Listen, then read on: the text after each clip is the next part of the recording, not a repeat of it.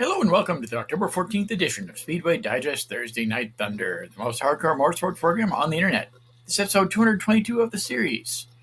First off, I'd like to apologize for the gremlins that plagued our show a few weeks back. As I stated last week, I think it was an internet-wide issue well behind us. I'd also like to welcome Mykkal Mulalley Kapalo back to the program after her summer break. I know she had tough stuff to deal with back in the freight of Washington, but I hope she'll be around for the next few shows anyway.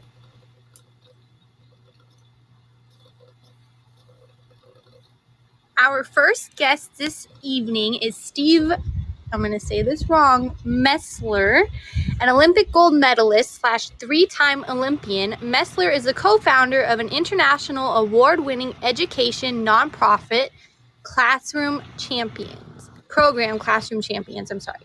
Their mission is to empower children to thrive socially, emotionally, and academically through the mentorship and mindsets of world-class athletes. Classroom Champions has reached over 5 million students, had more than 200 Olympians, Paralympians, NFL, NHL, and NCAA athletes volunteer, and has over 100,000 students in ongoing mentorship and curriculum programs.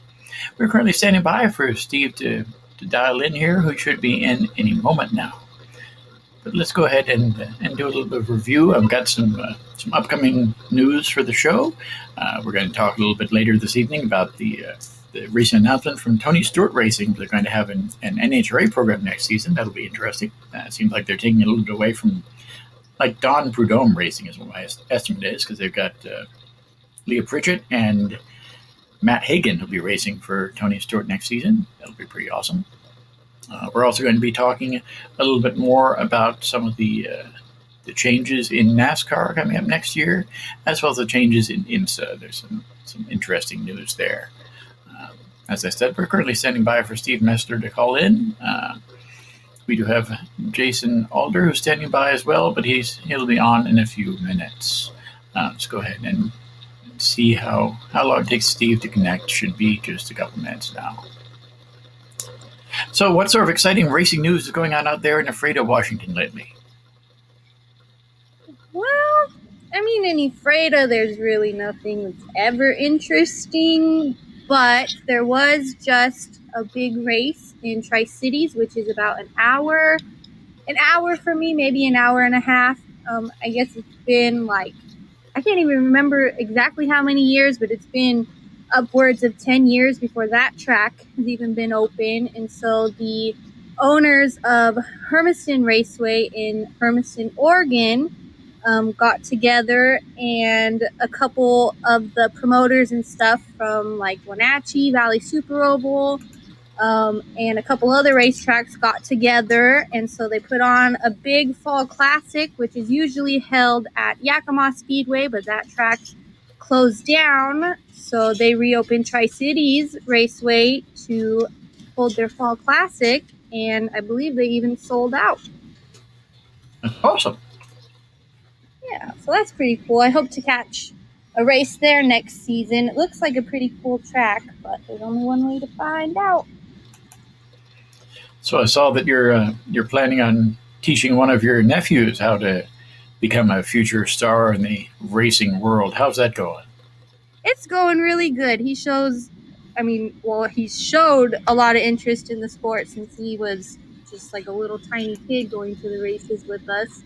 So he's been pestering his mom for the last 8 years to let him get a race car, and she finally caved. But he's always out there working on it. He's not sure how he's going to paint it yet, and we still have to teach him how to drive a manual, because that's what the race car is. It's the manual, so we got to teach him how to drive that. But I think it'll be pretty exciting. Should be. And is there any racing in your future? Yeah. I'd like to at least get out there a couple times with him, hopefully next season. So hopefully. Cool. As I said, we're waiting a few extra minutes to see if Steve Mesler will call in. He's scheduled to be on in a couple minutes. Hopefully he's here. As David, we do have Jason Alder in the background here. You'll see him in the chat if you're here live. He'd probably be willing to take a couple of your questions in the chat room if you're interested. So be sure to take advantage of that feature here. I think it's a pretty awesome thing that they have on Podbean for the chat room, so be sure to text your messages there to Jason, and he'll try and answer as many as he can. Jason is an awesome driver. We've talked to him a few times on the show. Last time was several years ago, but now he's racing in Formula cars. He's in the F4 series, so that's kind of interesting. I've seen the F4 series compete a couple times, and it's definitely an amazing group of cars and drivers there. They are part of the Formula One World Championship. That's actually the goal of people who are in the Formula 4 and Formula 3 series to move up the ladder there and eventually possibly end up in Formula 1. So you never know. Sometime in the future, we could see Jason Alder in a Formula 1 race car. Wouldn't that be awesome? As I stated, we're currently waiting for Steve Mesler to call in. He should be calling in any moment now. I did talk to his PR people earlier in the day, and they did confirm that they're all set. So let's give him a couple extra minutes. As in the past, I would have put in a little bit of musical break right now, but I still haven't totally figured out the musical thing here on Podbean, because sometimes it comes through, sometimes it doesn't. But it's just how it goes. So what other exciting racing stuff have you been watching lately? I know there's a lot of stuff that's been on the air and a lot of interesting things as it winds down the 2021 season. I haven't watched a whole lot of racing lately. My brother watches a lot of it, but I haven't really had a chance to watch a whole lot lately. But a couple months ago, I was really enjoying the, I think it was called the Red Bull Soapbox. I can't remember 100% what it was called, but Red Bull has a soapbox series, and so that was pretty cool to watch for a while. Oh, cool! Yeah, I watched the. I don't know if you were able to, but I contacted you about the Kickball Classic that they had there in Charlotte the other day. That was kind of interesting to see that. That's sort of the sort of thing that they used to have around the All-Star weekend there in Charlotte. It was good to see the NASCAR drivers having fun and kicking the ball around there. That was kind of neat. Do they do that every year? I think so, yeah. I think they're trying to make it a yearly program anyway. Well, it sounds interesting for sure. Yeah. It was kind of fun to see the people sort of letting loose there compared to what they have recently. And it was really good to see Bubba Wallace really happy after his win there. The rain-shortened race there in Charlotte. So that was kind of neat. Yeah, I know there was from what I read, there was a few people that I guess didn't want Bubba Wallace to win, but I think it's pretty cool. It is. It's kind of interesting. I think that it'd be kind of neat to see how his career blossoms. I know his victory, it wasn't Talladega, it wasn't in Charlotte, but his victory there was hard earned, and he was the strategy there that Booty Barker put out there to make sure he was in the front at the time when the rain was coming was definitely a strong factor in the fact that he won the race there. They did definitely have some issues there in Talladega. I talked about that a little bit last week. I don't really want to touch on that too much, but they did have some issues in Talladega, and it probably wouldn't have been the best if he'd won under normal circumstances there, because they did have some victory lane issues on previous days. But it's still pretty cool to see him win the race there. Hopefully he goes on to winning bigger and better things.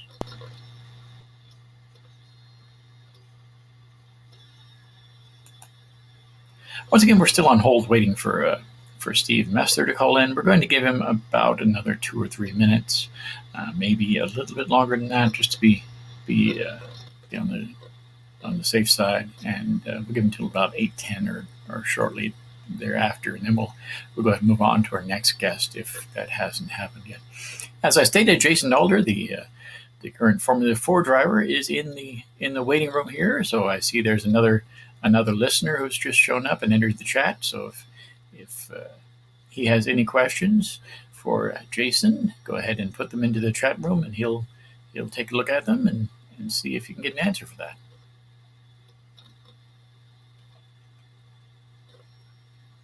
Now we've had it's been a long time trying to get the guy from Classroom Champions on the show here. We've talked about it for a few months now in the behind the scenes. If for any of you who watched the Olympics, you heard the name Classroom Champions a couple times during the coverage there. Some of the current Olympic champions there in this year's event in Japan are actually people who've worked for Classroom Champions. Some of them might be working a little bit more now. So that's kind of a neat thing, and we'll talk a little bit about that with our guest in a few minutes, as long as he calls in. Again, I did send them all the information, and he should be here momentarily. So we're going ahead and stand by. Give him a couple extra minutes. Now, as I stated, I think that the next big thing, of course, is the news from Tony Stewart Racing. That's a huge deal there, and we'll talk about that a little bit more after the interview with Jason. But we're looking forward to seeing that. Maybe heading out to an NHRA event next year. Maybe seeing Tony Stewart there. That'd be kind of cool. I know Tony Stewart himself is a licensed NHRA competitor, so maybe he'll decide to get himself into one of the cars maybe for the U.S. Nationals or something next year. That'd be pretty neat to see. Now, we are currently standing by for Steve Mesler. We'll give him about another minute or two and see how that goes. Anyways, let's go ahead and talk a little bit more racing news. As I stated, I was up at Sebring a few weeks ago for the race there. That was a great race. The great Friday test session there. I didn't get to see the racing on weekends. I saw that from home on their YouTube feed for SRO America. That was kind of neat to see that. We are planning on heading back up to Sebring next year, where I believe that the Formula 3 and Formula 4 cars will be racing in Sebring next season. I'll talk to Jason about that in a few minutes as well. So we'll go ahead and see if that works out. I know we're going to be heading up there for the Trans Am weekend, which I believe is the same weekend that they've got the Formula 3 and Formula 4 cars. I know Formula 3 in this country is now Formula Regional Americas or something like that. But again, we'll talk to Jason about that in a couple of minutes. We are currently standing by for our first guest. Hopefully he is able to come on. If not, we'll go ahead and reschedule him for later. It was a kind of arduous process to get the guy from Classroom Champions on the show, because he does have a busy schedule, and I know that sort of thing happens from time to time. But since we've given him about 5 minutes to call in, and he apparently has not yet, let's go ahead and get our show really going now with our guest this evening, Jason Alder. Jason's racing career began at the local go-karting level, jumping in at age 6 and posting a second-place finish at his local racetrack, Sandy Hook Speedway in Street, Maryland. The following season, he competed in 24 races, tallying 14 feature wins, including 2 divisional feature victories. At 8 years old, Jason joined the World Karting Association, the largest sanctioning body for kart racing in the country, and competed in the Gold Cup Series. After 30 races that season and finishing 6th nationally in points, the Alders decided to establish AB Motorsports, acknowledging that in just 3 years, Jason had shown great promise. With an official race team behind him, Jason took off in 2012, winning 7 features and 6 poles in his 49-race season.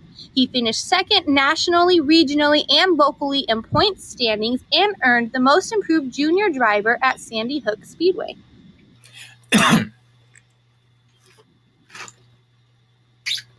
Excuse me. During the next 3 seasons, Jason and AB Motorsports kicked into full swing, making 170 starts and winning 63 features, including 21 at the Gold Cup level and 14 divisionally. In his final go-kart season, Jason was ranked number 1 nationally in the Junior Pro Gas Light class and number 2 in 3 classes at the state level. He was a 2014 at WKRLV Gold Cup Series Sportsman Animal Alcohol National Champion and the 2015 Gold Cup Series Junior Pro Gas Light National Champion. After racing and succeeding against competitors at a class older than he was, it was time to make the jump to Bandoleros. In his first full season in a Bandolero, Jason made 24 starts, winning 8 poles and 5 features, including one at the INEX Winter Heat Series at Charlotte Moore Speedway. He also won 4 times that summer at Shenandoah Speedway in Virginia and claimed the track's Bandolero Championship. He also tested his mettle in the INEX Bojangles Summer Shoot-Up as a rookie, posting top 5 finishes in 3 of 4 races against some of the nation's best. 2017 saw another jump, this time to a Legend race car for a full season of INEX-sanctioned events across Virginia, North Carolina, and Maryland, where he finished 2nd in the state championship. In 2018, he scored his first feature win in a Legend car in the Gobbler event at Concord, North Carolina Speedway after qualifying on the pole. He snagged 3 more pole awards last season at the Bojangles Summer Shootout and the INEX Winter Heat Series. He finished the 2018 campaign ranked number 1 in the INEX Maryland standings. Jason continues to steadily make his way through the ranks as he pursues his dream of racing in the NASCAR Cup Series. Already in 2019, he has won the INEX Winter National Semi-Pro, Texas Spring Battle Semi-Pro, and Bojangles Summer Shootout Semi-Pro National Championships as he continues to hone his craft across North Carolina, Florida, Texas, Georgia, and Maryland. After an impressive 2019 season that saw Jason capture 22 wins, 34 poles, and recorded another 41 top fives in his 50 starts, Jason secured the 2019 INEX Semi-Pro Asphalt National Points Championship, which brings his career total to 6 national championships. 2020 was a year of reflection, regrouping, and soul-searching, not only for Jason, but his entire family, and pretty much the entire world, I'd gather. Racing takes major commitment by the entire team and huge toll on family members. 2020 was a blessing in disguise for the shutdowns and for the entire Alder family. It was a break needed by all. In the summer, after several months of shutdowns, Jason was inspired to pursue racing but a different direction. He felt drawn towards open-wheel road courses, where his career began. He set out to test an M4 car and landed a deal with Dan Mitchell of Velocity Racing Development, VRD, for the 2021 racing season. Hungrier than ever, Jason has his sights on 2021, with VRD and racing towards the 7th National Championship. Jason Kavitz in the F4 Championship. Let's go ahead and welcome Jason back to the show now. Hello, how are you doing this evening? I'm good, Adam. How are you? Very well, thank you. It's been quite a long while since we talked to you on this program, but I'm very happy you were able to come on tonight, and it's a great thing to talk to you tonight. It is a pleasure to be back on the show. I know the last time I was here, I was much smaller. I was much younger back then, but it's sure cool to be back. First off, what was your reasoning besides your reasoning to get involved in the Formula 4 Championship? Well, my last race in a Legend car, I knew that at the end of the 2019 season, I knew I was done with the Legend. I wasn't sure what I was going to go into, whether that be a late model on the same tracks that I had been running the Legend cars on, or if that were going to be something else. I wasn't sure, but I knew that this was going to be my last race in a Legend car. So I wanted to have just a fun, laid-back road course event, because I had only done maybe 3 or 4 road course races in the whole 3 years that I raced Legend cars. So I wanted to do a road course again just to finish it off, final nail in the coffin, and be done. And the race that we ended up going to was the 2019 Road Course World Finals at Atlanta Motorsports Park. And so we ended up going there, and I raced the Legend, and I fell in love with road course racing all over again. It was so much fun. And having a different perspective this time, having all of that oval experience behind me, I felt like I could apply all of those things that I had been learning over those past 3 or 4 years or so onto those road courses and potentially edge myself up against the competition who had been running on those road courses their whole lives. So I felt like I had a little bit almost of an advantage, if you'd like to call it that, going into it. But I ended up doing a little bit of research in trying to find what road course junior series there were in the States. And I ended up coming across Formula 4 racing and looking at these cars, these open wheel cars that are suited towards kids like myself. It looked incredible. And that's when I ended up reaching out to a couple of teams before deciding to go with Dan Mitchell and VRD, and it is absolutely the best decision I've ever made in my racing career. I think I know a little bit of the answer for the second one because I saw the race from VIR. We had a really good weekend there. But what are some of your highlights of your rookie year in Formula 4? I would say that the best highlight the whole season was actually the first race of the season. The first 3 races were all held at Road Atlanta. Actually, for those of you who don't know, the race weekend formats actually consist of 3 races per round, in which there's 6 rounds of the season. So typically there's 18 races, 6 events, 3 per event. So my highlight of the season, I would say, was race 1 at Road Atlanta. So first round of the whole championship. It was my first time actually racing these open wheel race cars, going against some guys that have been racing them for years. And actually one of the drivers in the series is the 2019 Mexican F4 champion. And there's a lot of Canadians coming down as well who have been running Formula Fords for years, and they're national champions in Canada, and Matt Clark. There's just an incredible field of talent, and I ended up winning the first race of the season against this top talent, and that's what set my confidence for the whole season. It was amazing, and there's no doubt that I was here because of all the guys behind me, of all the support from BRD. They're the best guys in the paddock, no doubt, and it was just an incredible moment. Of all the sort of cars you competed in, which one's your favorite? Which one's the most challenging? My favorite would have to be the Formula 4 car. I don't know how I could say otherwise. Obviously, it's so much different compared to legend cars, bandoleros, go-karts. Actually, I would say it's the closest to the go-kart than it is a legend, actually, believe it or not. But it's just a completely different style of racing, and I feel like it just fits with kind of who I am as a driver a little bit more so than the ovals did. There's no doubt that I had a lot of fun with the legend cars on those short tracks, just working to literally perfect 2 corners to get every 100th that you can out of the race car, out of the racetrack, and that's what oval racing was. And I feel like just when I applied that mindset to these 3-4 mile long road courses, when we're trying to maximize every little bit out of the corner, now we're talking, instead of a tenth of a second, we're talking 3 seconds. We're talking very large margins, and I feel like that's where I kind of get that edge, bringing that oval mindset over to the road courses. So I would definitely say that the Formula 4 cars are the most fun, however, not the most challenging. I would say that the legend cars were more challenging than the Formula 4 cars are just to drive. But when it comes to racecraft and actually racing with other drivers, I would say that the F4 is a little bit more difficult. Growing up, who was your racing idol? My racing idol was always Jeff Gordon. Obviously, when I was younger, NASCAR was my dream, and Jeff Gordon was the absolute dominating driver for those first couple of years when I was just a young boy. So watching him kind of be my idol, not making his way up, but rather just continuing to dominate year after year was just super, super cool.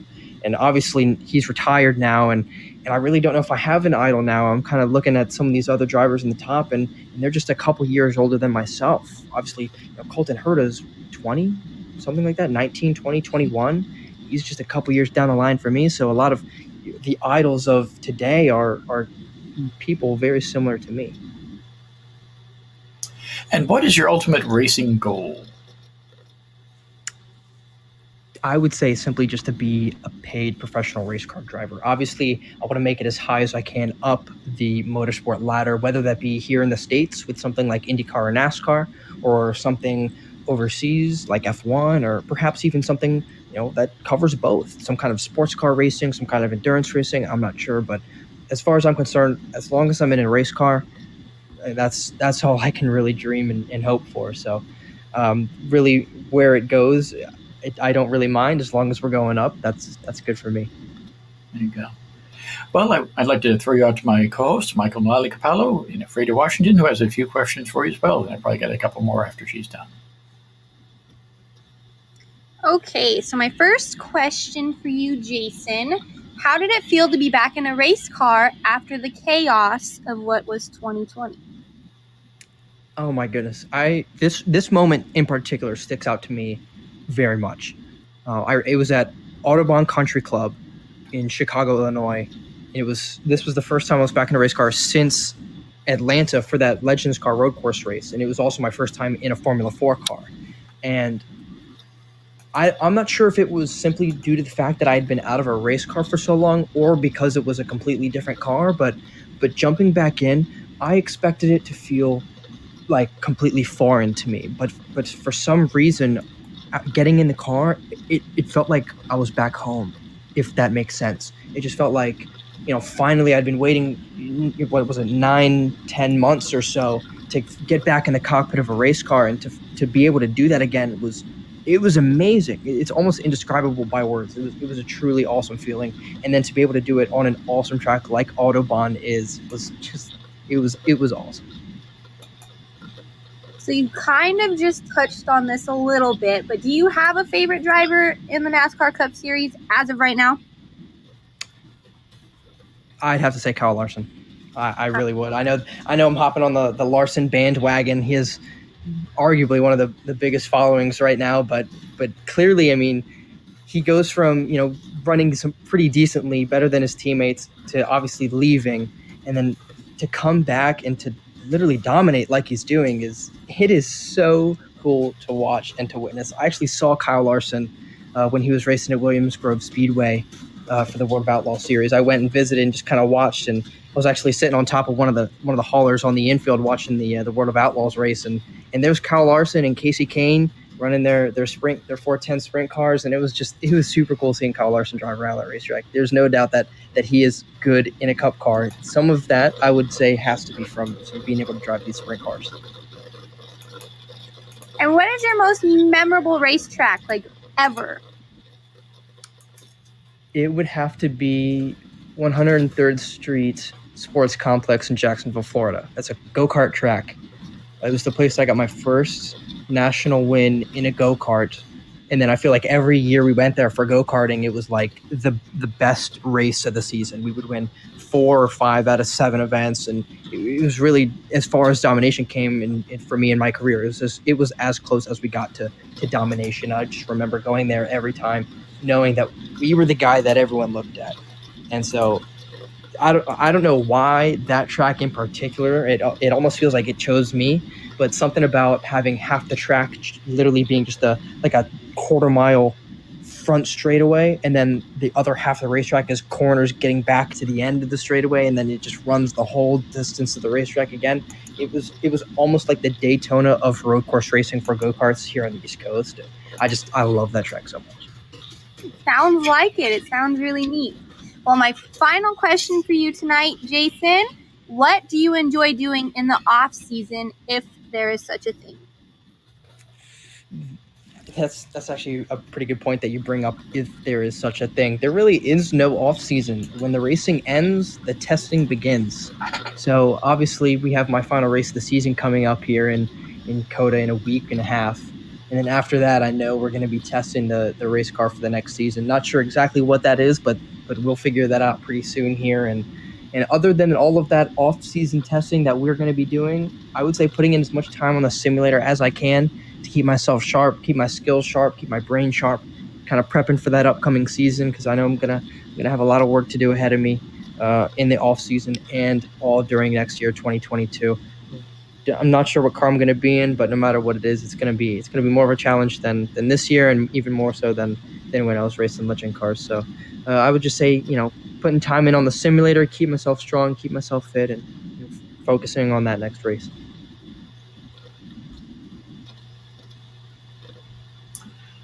Well, I'd like to focus you a little bit more on next season. I know you mentioned you're not entirely sure what your schedule is going to be for next year, but I know they've got a strong schedule lined up for the Formula 3 and Formula 4 cars in the United States for next season. They've also got some transition type stuff going on in the world of sports cars for IMSA. Is there a possibility we'll see you with your helmet in hand there at the Roar Before the Rolex 24 next year, trying to figure out a possible ride for that weekend? I would say it's unlikely, but not impossible. We have been in discussions with quite a few teams in that side of the industry. So I would say unlikely, but not impossible. And what is your? I know you're currently in the Formula 4 season. You probably can't tell us very much about your negotiations, but what do you think the chances are that we'll see you in a Formula car next year? Pretty high.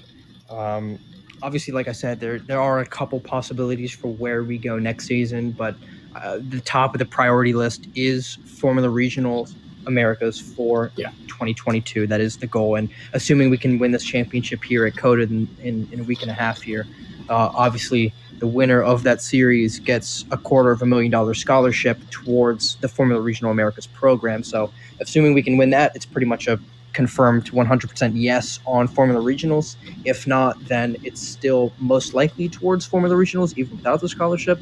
But it's also possible that we might go somewhere else, and I can't say where that is yet, just because there's, we're talking to too many people. There's still too many things floating up in the air right now. But I do hope to figure that out pretty soon. Awesome. Well, Once again, I'd like to thank you very much for coming back on the show tonight. I've seen your name in a few different motorsport circles this season. I was anxious to get you back on the program, so it's great you came back on. And hopefully we can talk to you maybe at the end of the year, and when you've got your plans a little more firmed up, we can have you back on and discuss that a little further. Yep, that sounds good. I'd like to thank you, Adam, for having me back on the show. I'd like to thank all the listeners for tuning in today. And, of course, I'd like to tell you all that you can follow me on my socials. Please come along with the journey with me and follow me at I am Jason Alder on pretty much everything. So, again, thank you for tuning in. Awesome. Once again, thank you very much for coming on. It's been great talking with you. I look forward to following your career even further, and wish you lots of luck in the championship hunt in the next weeks. And hopefully you have a really good year. Thank you, Adam. Thank you.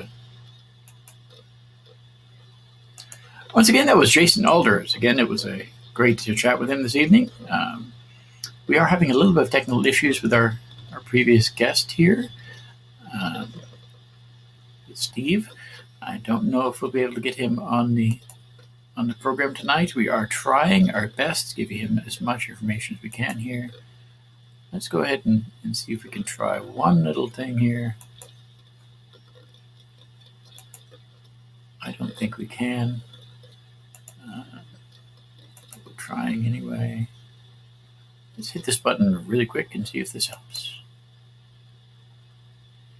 Okay, we just sent an invite to Steve to be on the show again. I don't know if that's going to work for him. I do know that there are some technical issues on his side. It might be some more technical issues going on with Podbean. Hopefully not.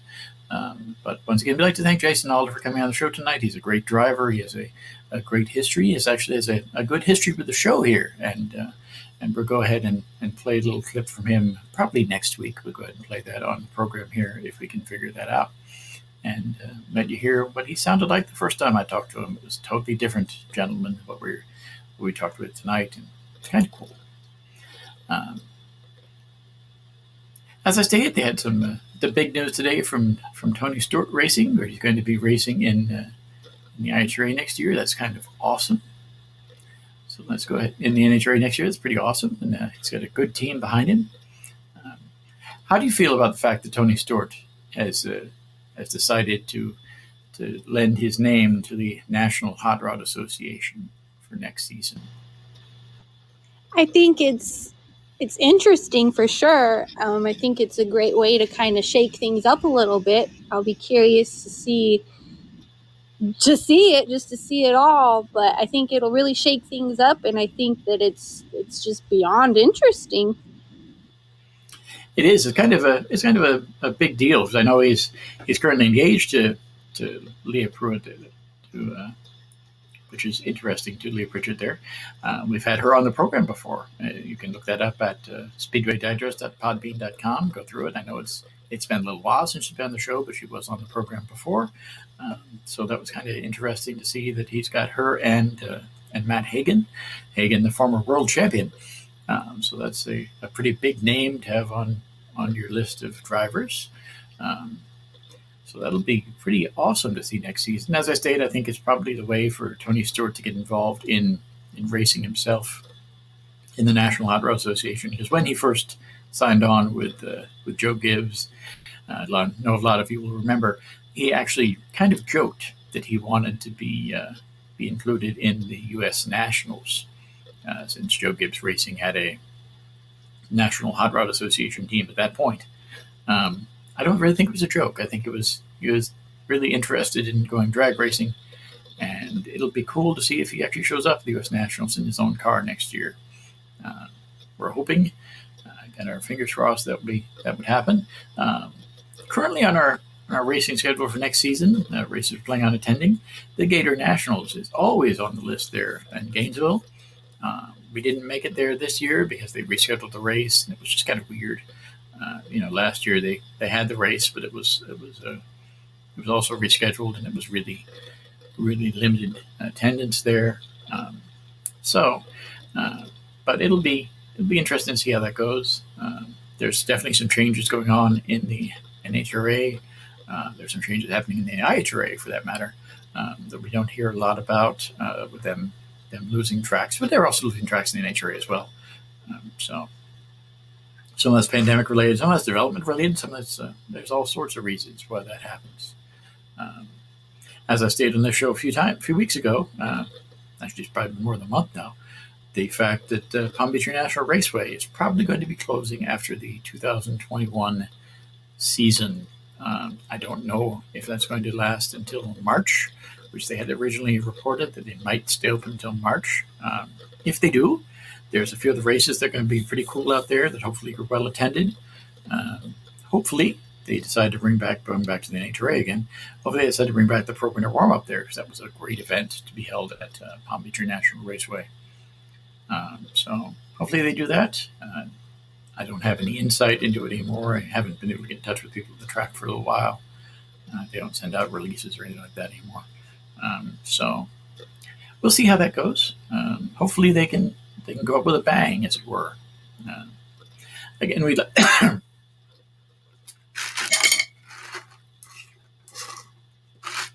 pardon me. Again, we'd like to apologize for Steve Mesler for not being able to connect to the show tonight. I know there's always issues. As we stated, there's been gremlins who followed us around for years now. Thought we lost them when we came on to Podbean. Apparently they're trying to catch up again, but hopefully we can reschedule him for a future show. I'm going to contact his people in a few days, and actually probably a few minutes, and we'll see how it goes.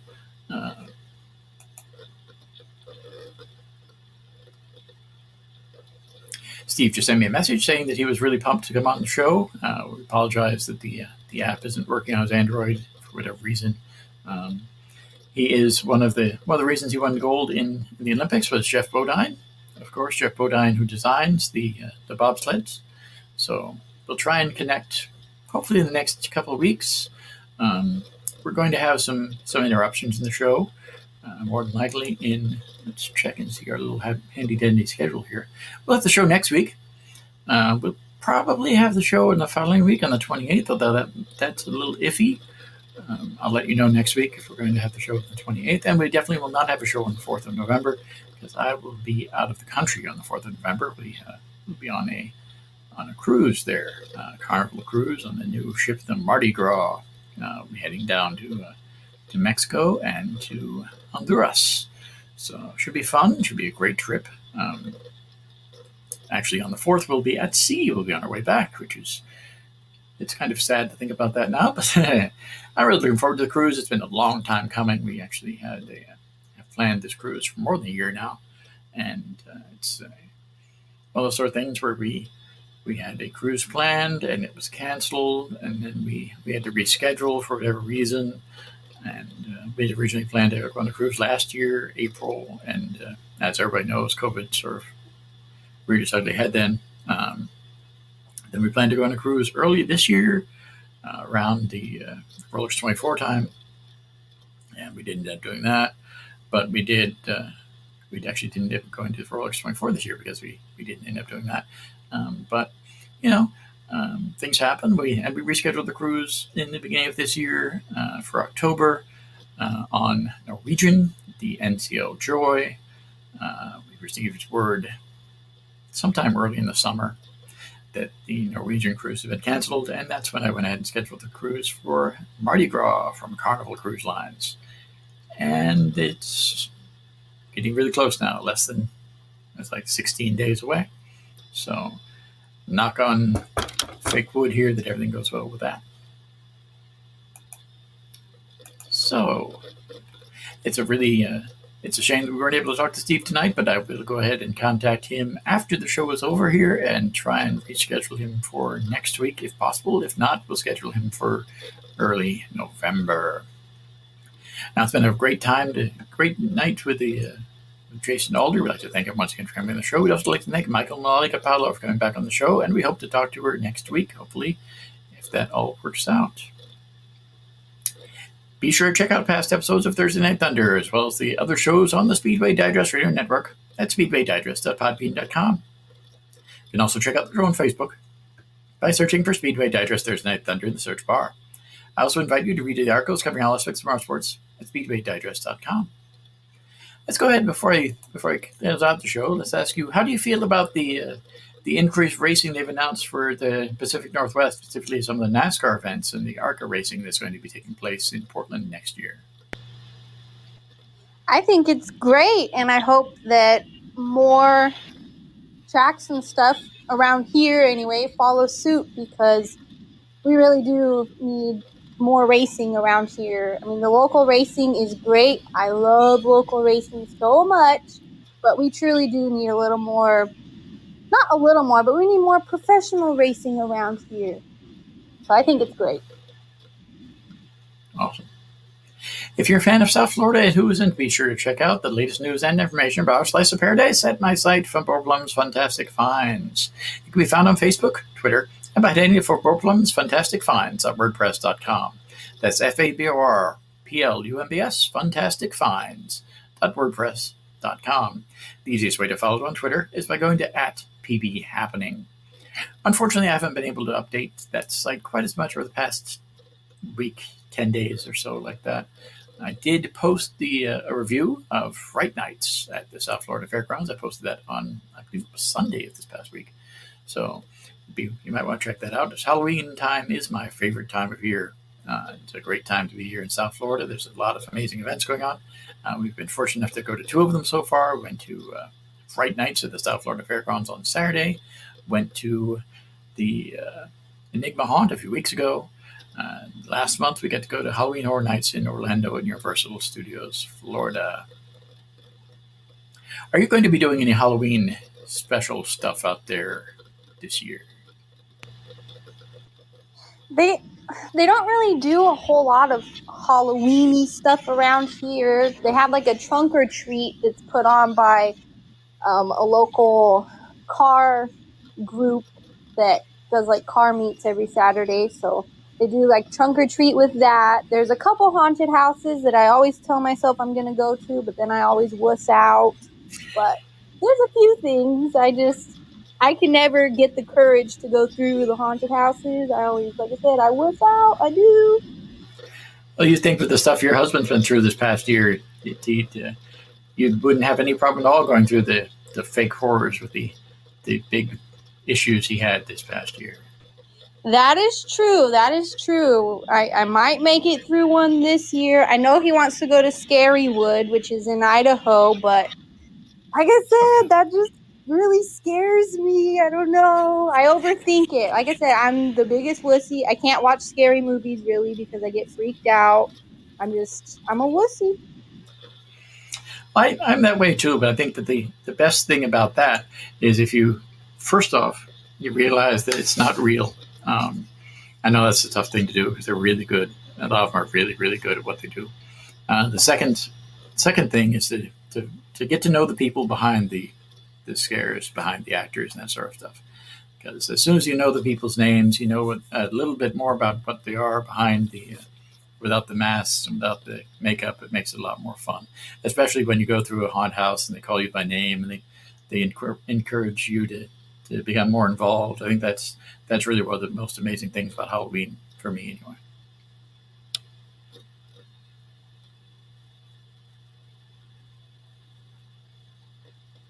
So as soon as you go get your tickets to Scarywood, be sure to let us know how it is. Oh, of course. I've made it through all of Scarywood's attractions twice, and it's not because I'm like dying to go, mostly because I get forced to go. But no, it is fun, and you do make a lot of memories. But like I said, I just don't do well with scary things. Well, once again, I'd like to thank you very much for coming on the show tonight. It was great to hear from you again. Hopefully you're able to come back on next week and maybe a little bit in November and maybe beyond. It's up to you. I'd love to hear from you. It's great to have you on, and it's great to have your insight. Well, I appreciate you letting me come back after the months of chaos that just was. But if you are up for me coming back next week, I would love to come back again next week. Awesome. So we'll look forward to seeing you again and listening to you again next week. And once again, for all of you, thank you for listening. And we look forward to seeing you again in the next week as we come back to the Thunderdome and discuss the major issues in the world of modern auto racing. We've got some great guests lined up in the near future. Hopefully we're able to get Steve Mesler back on. But if not, we'll find him in the next few weeks anyway. Thanks again. and have a great night.